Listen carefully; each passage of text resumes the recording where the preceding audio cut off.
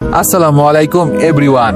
ছুঁয়ে দিলে মন গল্পের শেষ পার্ট। তো চলো বেশি কথা না কইয়া গল্প শুরু করা যাক। তো সকালে একদিন বসে আছি, হঠাৎ কলিং বেল বাজলো। সামিয়া বলল, বাবা আমি যাই। আমি বললাম, তোর আন্টি কই? সামিয়া বলল, আন্টি তো উপরে পড়ছে। সামিয়া গিয়ে দরজা খুলে দিল, আর মা বলে সাথীর কোলে উঠে পড়লো। আমি আমার শ্বশুর মশাইকে সালাম করলাম। শ্বশুর মশাই বলল, বাবা ভালো আছো তুমি? আমি বললাম, এই তো আলহামদুলিল্লাহ ভালো, আপনি? ছাতিকে দেখে একটু মায়া লাগলো। ওর চোখগুলো লাল হয়ে আছে, মনে হচ্ছে বেচারি অনেক কান্না করেছে। শ্বশুর মশাই সবাই বসতে বসতে বলল, বাবা তোমার কাছ থেকে আমি এটা আশা করি নাই। আমি বললাম, জি বাবা, বুঝলাম না কি বলতে চান আপনি। ছাতির বাবা বলল, আমার একটা মাত্র মেয়ে, ওকে আমি কখনোই কোনো কষ্টে রাখিনি। বলতে পারো যখন আমার মেয়ে যা চাইছে আমি তাই দিছি, ওর ইচ্ছার কখনো আমি অপূর্ণ রাখি নাই। আজকে যখন আমার মেয়ে আমাকে জড়িয়ে ধরে কান্না করছিল তখন খুব খারাপ লাগছিল আমার। ওকে যখন জিজ্ঞেস করি কেন কান্না করছে, বলে, বাবা সব দোষ আমার, আজকে আমার এই পুলিশের চাকরির কারণে আমার এই অবস্থা। বিশ্বাস করো বাবা, আমার মেয়ের কান্না সহ্য করতে পারি না। ও নাকি পুলিশের চাকরি ছেড়ে দিবে আর তোমার সংসার করবে। আমার মেয়ে আর কোনো ভুল করতে চায় না। আমি কত করে বুঝালাম তাও বোঝে না। আর তুমি নাকি রাগের মাথায় ওকে বকা দিছ। জানি বাবা, স্বামী স্ত্রীর মাঝে ঝগড়া মাঝে মাঝে হয়, তাই বলে এত রেগে যাওয়া লাগে? আমি তোমাকে কিছু বলি নাই, এখানে তোমার কোনো অপরাধ নাই, সব দোষ আমার মেয়ে বলছে। বাবা তোমার কাছে আমার একটাই অনুরোধ, আমার মেয়েকে আর কোনো কষ্ট দিও না। বাবা হয়ে আমি তোমার কাছে অনুরোধ করছি। আমি বললাম, ছি বাবা, এভাবে বলবেন না, আমি আপনার ছেলে, আর ছেলেকে কেউ কি অনুরোধ করে?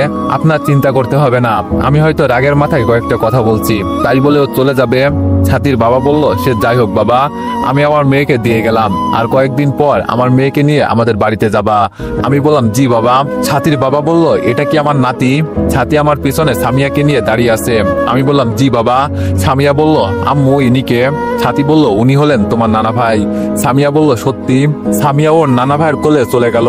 কিছুক্ষণ পর উনি বলল, আজকে আমার যেতে হবে, আমি এখানে একটা দরকারে আসছিলাম। আমি বললাম, কি বলেন, মাত্রই না আসলেন আর এখনই চলে যাবেন? ছাতির বাবা বলল, বাবা, মেয়েটাকে বুঝিয়ে দিয়ে গেলাম আর কাজটাও সেরে ফেলবো। আমি বললাম, আজকে থেকে যান না বাবা, কালকে চলে যাবেন। ছাতির বাবা বলল, না আরেকদিন আসবো। আসি রে মা, আর জামাইয়ের সাথে ঝগড়া করবি না। ছাতি বলল, বাবা কিছু খেয়ে যাও। ছাতির বাবা বলল, না রে মা, এমনি অনেক দেরি হয়ে গেছে। ছাতির বাবা চলে গেল। মিলি বলল, আরে ভাবি তুমি কখন আসলে? ছাতি বলল, এই তো মাত্র বাবা আসছিল। মিলি বলল, ও আচ্ছা, এক কাজ করো, এই সময়ে ভাইয়া কফি খাই, কফি বানিয়ে নিয়ে এসো। আস্তে করে বলল, যাতে আমি শুনতে না পাই। সামিয়া বলল, আম্মু আমিও আসি তোমার সাথে। মিলি বলল, ভাইয়া? আমি বললাম, বল। মিলি বলল, দেখ আমি তোর ছোট বোন, আমি তোর খারাপ চাইছি কোনোদিন বল? আমি বললাম, কেন রে বোন, হঠাৎ এই কথা বলছিস? মিলি বলল, আমি চাই তুই আর ভাবির উপর রাগ করে থাকবি না, আর কোন রকম ঝগড়া করবি না। আমি বললাম, মাঝে মাঝে কিছু কারণে। মিলি বলল, ভাইয়া আমি তোর কোনো কথা শুনতে চেয়েছি বল। আমি বললাম, এক কাজ কর, তোরা সবাই মিলে আমাকে মেরে ফেল, আমি তো মানুষ না। মিলি বলল, ভাবি আর কিছু করবে না, আমি প্রমিস করছি ভাবির হয়ে। আমার সামনে সাথী কপির মগটা দিল, আমি ওর দিকে না তাকিয়ে হাতে নিলাম। আজকে সারাদিন ওর সাথে কোনো কথা বলি নাই, রাতে সাথে ফোনটা নিয়ে ফেসবুকে ঘোরাঘুরি করছি। অনেক রাত হয়ে গেছে, ওরা মনে হয় ঘুমিয়ে পড়ছে। বসে বসে চিন্তা করছি কি করব, সাথীকে মেনে নিব বুঝতেছি না। হঠাৎ পিছনে কিছুর আসার শব্দ পেলাম, পিছনে তাকিয়ে দেখি সাথী, তার মানে ও এখনো ঘুমায় নাই। ও এসে সরাসরি আমার পায়ের কাছে বসলো। আমি বললাম, উপরে বসেন, উপরে অনেক জায়গা আছে। সাথী বলল, আমার জায়গা যে আপনার পায়ের কাছে, আর যাতে তোমার পা ধরতে পারি এই জন্য এখানে বসলাম। আমি বললাম, সেই দিন আমাকে না বলে চলে গেছিলে কেন? জানো না তোমার যে একজন স্বামী আছে? কথা শুনে সাথী আমার দিকে কান্না দৃষ্টিতে তাকিয়ে আছে। আমি বললাম, কি হলো, আমার কথার উত্তর দিচ্ছ না কেন? সাথী বলল, আমি সরি, তখন তো তুমিও আমাকে যেতে বলছিলে। আমি বললাম, যেতে বলছি দেখে কি আমার অনুমতি না নিয়ে চলে যাবে? সাথী মাথা নিচু করে বলল, সরি, আমার ভুল হয়ে গেছে। আমি বললাম, আর কত ভুল করবে বলো, আর কত ভুল তোমাকে মাফ করব বলো? সাথী বলল, এভাবে বলবেন না, আর যাতে কোনো ভুল আমার দ্বারা না হয় এই জন্য আমি চাকরি ছেড়ে দিব। আমি বললাম, আমি বলেছি তোমাকে চাকরি ছাড়তে? সাথী বলল, এই চাকরির জন্য সবসময় মাথায় চিন্তা থাকে, আর শুধু আইনি কথা বলি। আমি বললাম, চাকরি করবে ভালো কথা, তবে সবসময় মানুষের উপকার করার চেষ্টা করবে, আর তুমি ইদানিং খুব খারাপ ব্যবহার করছো আমার সাথে। সাথী বলল, আমাকে মাফ করে দাও, আমি আর কোনো ভুল করব না। আমি বললাম, উপরে আসো। সাথী বলল, আমাকে মারবেন না তো? আমি সাথীর কথা শুনে একটা হাসি দিলাম। আমি বললাম, তোমাকে মারার অধিকার আমার আছে, তুমি তো একজন থানার ওসি, পরে আমাকে যদি ছাতি বলল তোমার পায়ে পড়ি, এইসব কথা আমাকে আর বলবেন না। জানেন আমার খুব কষ্ট হয় আপনার মুখ থেকে যখন এসব কথা শুনি। আমার উপর তো আপনার সবসময় অধিকার আছে, সেই আমি যদি দেশের প্রধানমন্ত্রীও হয়ে যাই। আমি বললাম উপরে আসো। ছাতি এসে আমার থেকে একটু দূরে বসলো। আমি বললাম পর করে দিলে। এটা বলতেই ছাতি আমাকে জড়িয়ে ধরলো। ছাতি বলল এখন হয়েছে। আমি বললাম তোমাকে দেখলে আমার কেমন জানি মায়া লাগে, সবকিছু আমি ভুলে যাই। ছাতি বলল তাহলে তখন আমাকে ওভাবে বোকা দিয়েছিলে কেন? আমি বললাম আমাকে জেলে ঢুকিয়ে তুমি বুঝি সুখে থাকতে। ছাতি বলল মানছি আমার ভুল হয়ে গেছে, তুমি জানো না মেয়েদের এত বুদ্ধি নাই। আমি বললাম তো পুলিশ হয় কি করে যদি বুদ্ধি না থাকতো? ছাতি বলল সেটা তো অন্য হিসাব। আজকে থেকে প্রমিস করছি আমি আমার স্বামীর হুকুম ছাড়া কিছুই করব না, আর সবসময় ওনার অর্ডার মেনে চলবো। আমি বললাম আমি বলছি তবে এমন কোনো খারাপ কাজ করবে না যাতে আমি এবং সমাজের মানুষ তোমাকে খারাপ বলে। ছাতি বলল আমি বললাম আজকে আমার একটা কথা খুব মনে পড়ে জানো।